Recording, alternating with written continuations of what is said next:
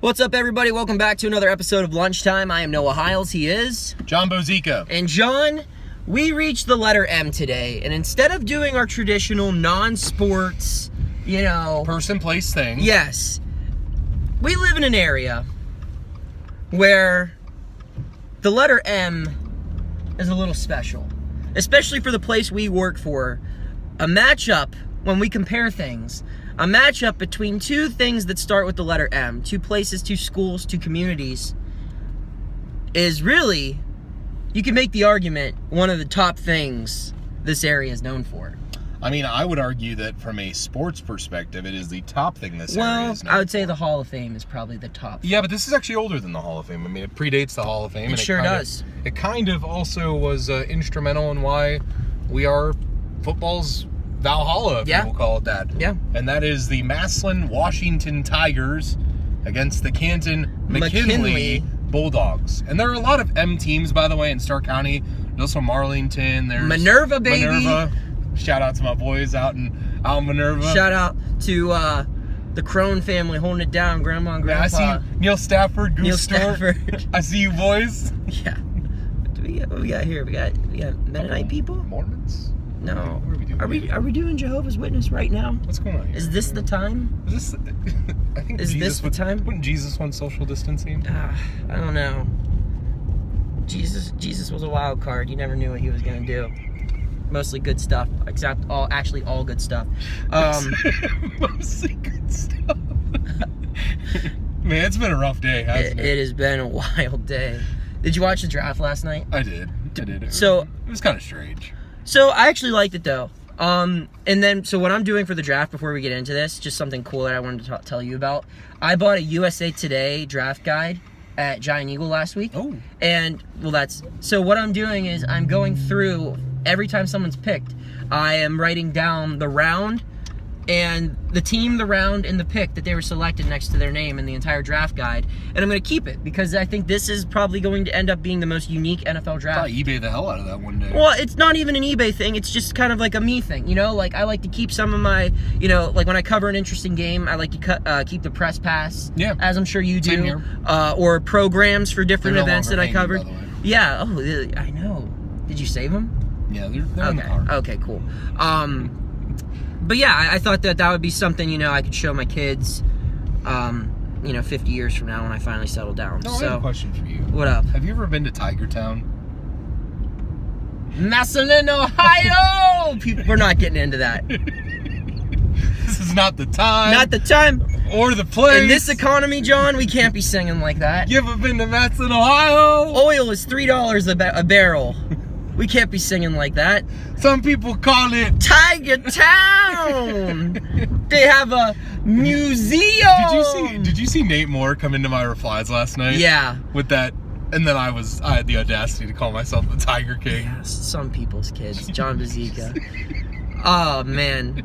So anyway, shout out Massillon also. I mean, scheduling Bishop Gorman. Damn. I think they're at least 3 or 4-time national champions now. Yeah, no, that's Nate Moore saying we're gonna step it up this year. He went Bishop Gorman, Benedictine from Cleveland, and St. Ignatius. St. Ignatius, which St. Ignatius isn't the St. Ignatius from 10 years ago, but it's still St. Ignatius. But I mean, starting your season in Las Vegas is a hell of a way. Well, no, they're not going there. Where are they going? It's being here at Benson.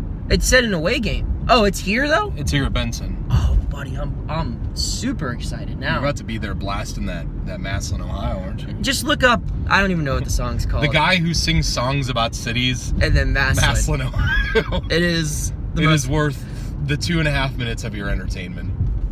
Is it, if it's even that long? I don't know. All right, so we're gonna have some time here. Oh, we got time. So we're going Massillon versus McKinley on this show. And we're going to go quick with these because we just spent 5 minutes ranting. We're just going to go through different categories to compare. And we're going to start off with best coach. So best coach for Massillon, best coach for McKinley. John, do you want to go first or shall I? I'll go first while you order. Well, you're going to have to order too. I know. Let's just order and then we'll... All right, we're going to order. Yeah, can I get the number 6 with the medium meal and a medium Coke. Johnny 10-piece over here. Not a big deal. What do you call it? What's it called? The honey mustard. Okay. Why'd you look at me like I am the honey mustard connoisseur? Like, And then oh, of course. And then we have another order too. Yes. That one is 727. Perfect. All right, and for my order, oh well, okay. Wow, the options have been significantly reduced. You know, I'll just go with the number 4. Is there mayonnaise on that? There's mayonnaise and lettuce. Ugh. Can I get that without the mayonnaise, please? What's the drink? Oh boy. Do you have lemonade? We don't have lemonade. I'll take Sprite. Okay. Just a medium Sprite. For that meal? Yeah, Okay. Anything else? that's it. 807 person up to that one. Can't wait to meet you. That was such a contentious order. I like to mix it up every time. It was just so contentious. All right, Canton McKinley coach. Who do you got? Who'd you go with? Oh, I'm saving mine. I'll start. Paul Brown. Paul Brown. I mean, Brown. Yeah, it's like, what else do you need to say? The guy's got multiple stadiums named after him. He does. And He's a whole team named after and him. I mean, I would make the argument. Obviously, this was a huge rivalry before Paul Brown even got into the mix, but I think he came in and elevated it to a new level. Definitely heightened the intensity of it. And he adds validity to it. I think so. Like, I mean, there were big names before him. People who were part of the Four Horsemen, obviously Marion Motley, who I'm sure we're going to talk about later. They were actually contemporaries in the rivalry. Were they? Yeah. They've been in the 30s. Brown coached against Motley. Yeah, that makes sense. That's how he knew him. Ah. All right, well, anyway. Yeah, I mean, Paul Brown, like, if you're thinking just Mount Rushmore football coaches, you probably have him on there. He should be there. I mean, it's like Lombardi, maybe Chuck Knoll, Bill Walsh, Tom Landry, Paul Brown, like they're all in that category. Yeah, no. And I mean, the guy literally invented the playbook. He did. He That's invented the microphone and the helmet. Yeah, and just all of that. And I mean, yeah, we'll just save that spiel for later now. But Paul Brown is my coach, six-time state champ. I believe so. And yes. 5 national champions. He was like 88-2. I think. And yeah. 6. How many? 3 of those losses to McKinley. Yeah. Yes. With Jimmy Aiken there. Yes, and then he ended on a 6-game win streak. He did. And his 40 team is revered by many as being the greatest high school football team of all time. I would make the claim that this year's Massillon team ain't nobody on the 1940 team guarding Jaden Ballard. Probably not. They'll throw a 15-yard out route and they'll be like, "What is this sorcery?" I'm saying for timeliness in yes, that year, yes, they were amazing. Yes, in that era. Yeah, and then we also had the buttermilk chicken Sandwich. Just put them both on that card. Oh, John, I mean, my card is simply right here, sir. No. Please. No, it's been a tough day. Okay. Not for me, but anyway. You're looking at my notes here. Well, yeah, I mean, I'm not going to steal your picks.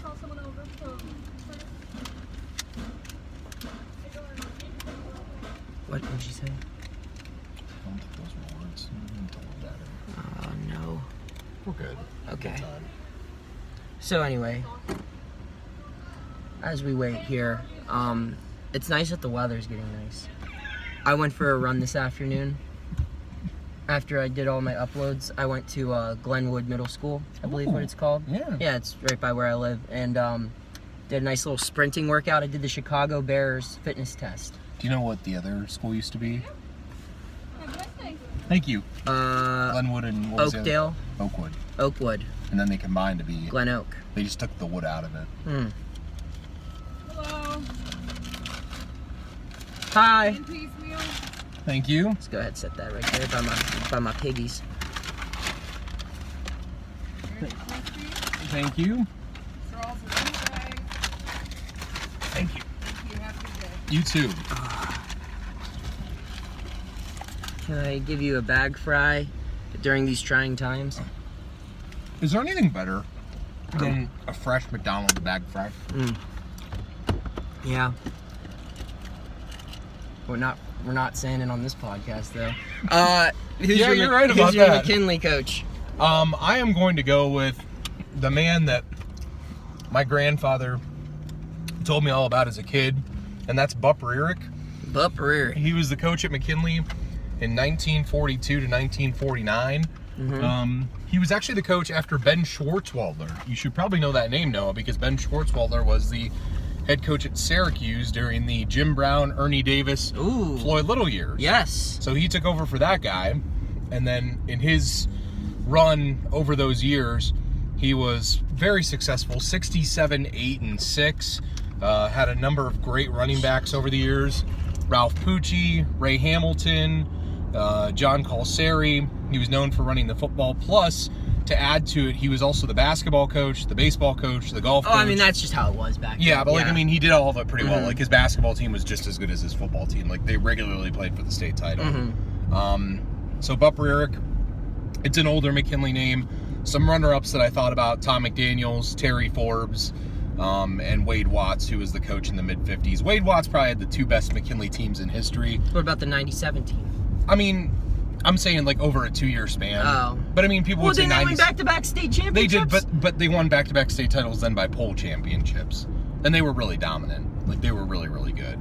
Not that 97, 98 wasn't. I mean, it's a debate you could have with every McKinley fan. Okay. All right, so let's move on. Player. We got to make these quick because we're already 10 minutes in. Best McKinley player.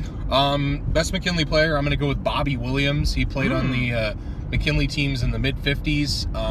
Ike Grimsley, who was the quarterback of those teams, told me in the fall that he believes that he was the best football player he's ever seen. Tragically, Bobby died in an automobile accident in 1957, so we never got to see his full potential, but everyone said he would have made an NFL roster easily and probably had an elongated career in the league. Okay. Well, for mine, I'm going to go with Chris Spielman. And again, obvious choice here. The first high school athlete to ever be on the cover of a Wheaties box. Which I just think, like when you think of like the epitome of recognizing, athlete successes, like aside from like trophies and stuff, you dream about saying, I'm going to Disney World, and you dream about being on a Wheaties box. Yeah. And that's like, Wheaties isn't even really a good cereal. No, it's but you buy it because your favorite athlete's on the cover. That's very true. Yeah, I just think that that's really cool. And you just think about like the story of him choosing Ohio State over Michigan is pretty legendary. Well, and plus he was the only two-time, to plug our station, he was the only two-time WHBC MVP ever. And that's like over 75 years. And I believe they started the Mr. Ohio Award in 1988. So he would have probably been... He probably would have won that multiple times, too. Yeah, he was... USA Today, All-American. If you go to MassillonTigers.com and go to their historical page and you look at his 2 years of, like, stats, they are like, absolutely ridiculous for a high school kid at the time. And honestly, there are so many guys to choose from, but I think when you think of, like, Massillon pros, he's probably had the best professional career as a player. I mean, 4 Pro Bowls. He took the freaking Detroit Lions to the playoffs, for God's sake. Him and Barry Sanders. Who else was on those teams? Yeah, but I mean, also Bob Vogel was a player there, and he's a Hall of Famer. So. Okay, well, I didn't think of him. So I believe that's where he played. I mean, I'm pretty sure that is. But quick question: is Aiden Longwell a top 10 Massillon Tiger of all time? I think you have to put him in there. Yeah, I mean, that's been a debate recently. I mean, his stats alone, I think. Yeah, there's been debates because they've had a lot of great quarterbacks over the years, like Joe Sparma and Denny Franklin, and I mean some of the guys through the years. So I mean, it's tough. Anytime you debate Massillon and McKinley players of all time, it's like you have to like tap into like just by decade. You have to take off the whole afternoon. Basically, essentially, you do. It's like a... All right, so we did player, we did coach. Now let's do stadium. John, tell me why McKinley has the better stadium. So I'm not going to go based on Benson right now, even though that's where they play. That's not where I grew up going to games for McKinley. That's not the stadium I know.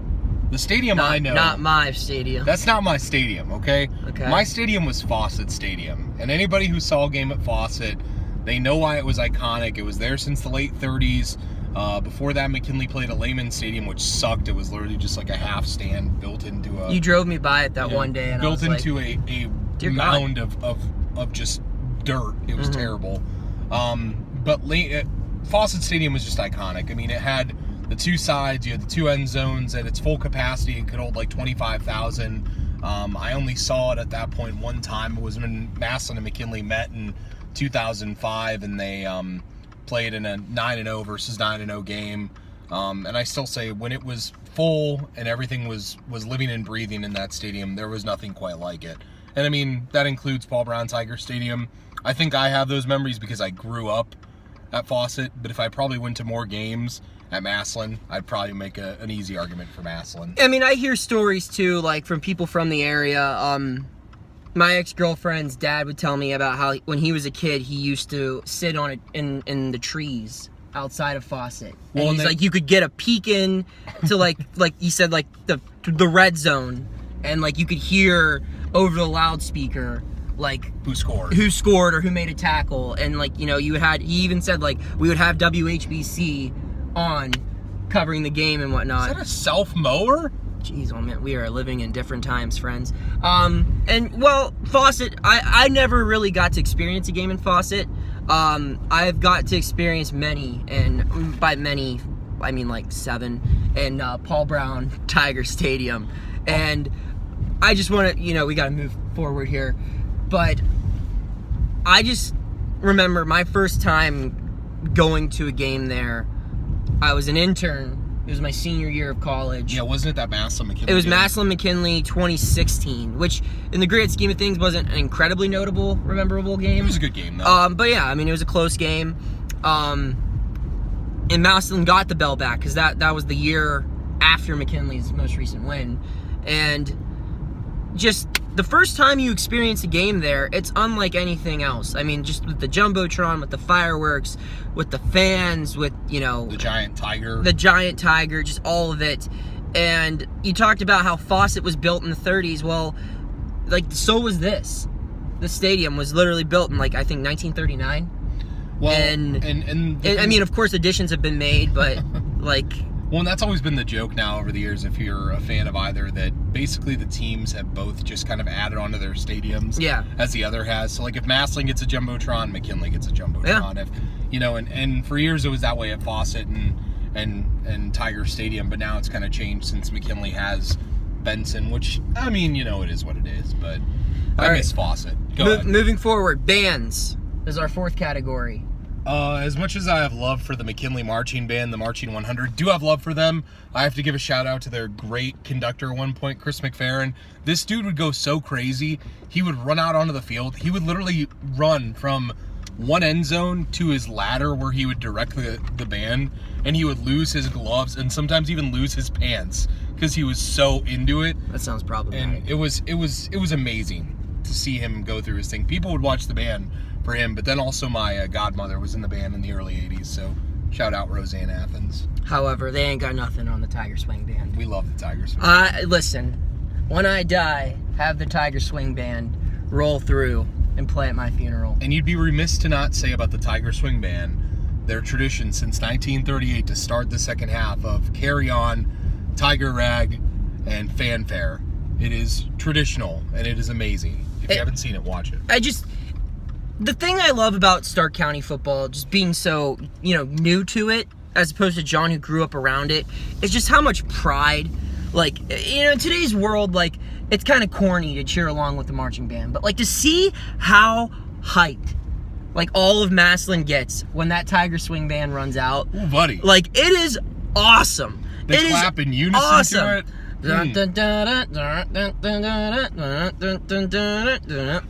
I literally TIG. But then I like the McKinley chant too, the Let's go Pups. Yeah. Let's go. Yeah, like I like both of them, but I just think that all together, the Tiger Swim and like the mascot. We cut away for a second, but the bands, we give the edge to Massillon, right? Yes. Okay. So that brings up to our last point, the fans. John, you want to I'll make the case for Massillon fans Go first. ahead. If you ask any other fan in the Federal League who their least favorite fan base is, or not Federal League, Stark County, who do they say? They say Massillon. And while some might take that as an insult, if I'm a Massillon fan, I take that with the biggest sense of pride in the world. Because it's actually a great compliment. It is. Really It is. Because, like, what other fan bases are hated? Duke, the Patriots fans, Steelers fans. I mean, you hate fans of great teams because they're passionate and they make it impossible to win at their stadium. And that's Tiger Town, baby. That's Massillon. Yeah, going over there, it's really hard to win at Massillon. It's really hard to get a seat in Massillon. It is. Actually, it's actually been said for years, because when my grandfather would get us seats to the big game, Week 10, he would always get the McKinley seats, and they purposefully give McKinley the seats towards the end zones. They only give them like 3 or 4 sections, and I'm sure there's going to be a Massillon fan that's going to watch this. It's going to be like, that's not true. It's true. So just, I have no... I mean, like, I love idea. both schools because, like, I've been here for a while, but, like, I mean, Massillon fans are one of a kind, but so are McKinley. Yeah, but I guess my point would be this, and this is just, I've covered high school football here for a year, so I definitely could be wrong. But, like, my takeaway was McKinley has more fans that show up for the big game. Yeah. Then Massillon, every game is the big game. Well, they're obviously more excited for when they play McKinley and for playoff games. Massillon's drawn 18,000. You know, like, everyone's showing up for every game. Where McKinley, you know, when they're playing Glen Oak, they really don't care. And, like, no offense to Glen Oak, but, like, that's just kind of the takeaway. Yes, but, like, that, and that's, like, my point, where McKinley will outdraw about 80% of schools in Ohio. As far as attendance. And so, like, there's no disrespect to that. But, I mean, how many high schools, forget Ohio, and, you know, this side of the Mississippi, outdraw Massillon? When I also think that, you know, it's even changed for Massillon, because there used to be a day and a time where Massillon would draw, like, they draw about 9 for every game now, which is still an astronomical number for high school football. But, I mean, there used to be a time where they would draw 14,000 and McKinley would draw the same every Friday night. It's just, high school football has changed. I think the big thing about McKinley fans is that over the years, I've always felt like, and it's the same in Massillon, but I've always felt the cool thing about both fan bases is that if it's like any great rivalry. If your dad went to McKinley, your son goes to McKinley, so you pass all that on, and their son goes to McKinley, so you pass it all on. So it's like there are people that have been season ticket holders through their parents for years and years and years. And I think McKinley's hardest time recently has been that the generation that included my Uncle Nick that used to go, all the Greek guys that used to go that went there, they have all passed away. So McKinley's trying to rebuild that old base of fans that used to go every time. And a lot of them still show up for the game Week 10, and they're loud. And when they're there, they're loud. But, I mean, it's like, you know, I think because the McKinley fan base is a little older right now, it's been a little bit tough for them. And I'll just also, for my closing argument, from a business standpoint, Massillon content is page view city. It just really is. We're gonna write Massillon in the description here, and I guarantee you this will get the most views out of any podcast we did. Yeah, absolutely. And like McKinley also gets a lot of clicks, but like any Massillon content we do, it's just page view city. Like they're the Ohio Friday Night Lights. They are. There's documentaries about it. But I want to say this too about this rivalry. Last word here. I want to say this. Yeah, no, because you get to talk about McKinley. Wax poetic here for a bit.